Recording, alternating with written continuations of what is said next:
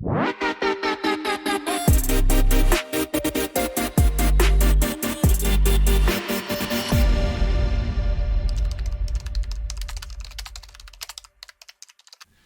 in another macro, we have still open the form from our previous sc_encode. And if you haven't guessed it, this macro will decode our encode.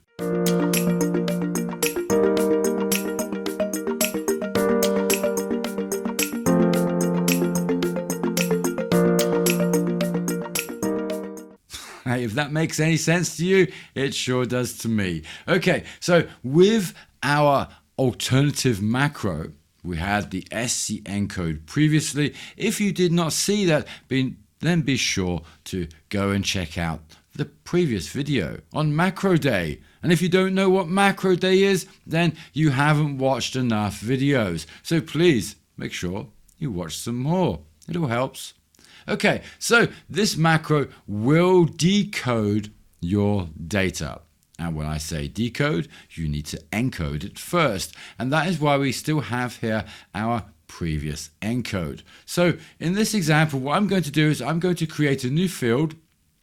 And this will be my decode field.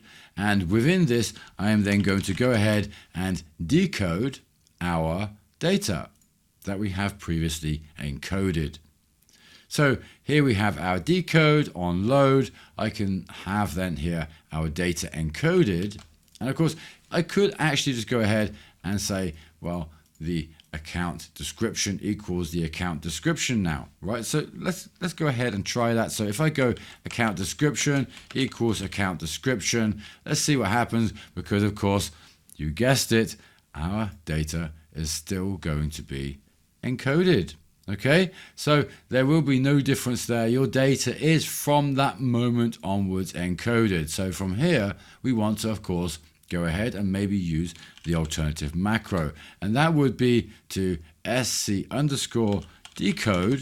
And of course, we need our brackets around our field name here. So let's add our brackets there. And I'll change here the account description to our decode field so that we then have both of our fields, well, one field encoded or encrypted and the other field decrypted or decoded. However you please, that of course is an awesome macro to have within the arsenal of Scriptcase macros. And if you don't use it, I sure hope you do now, because it's all about security, security, security. And with that, I hope you are going to start using it immediately. And if not, well, maybe tomorrow or some other day.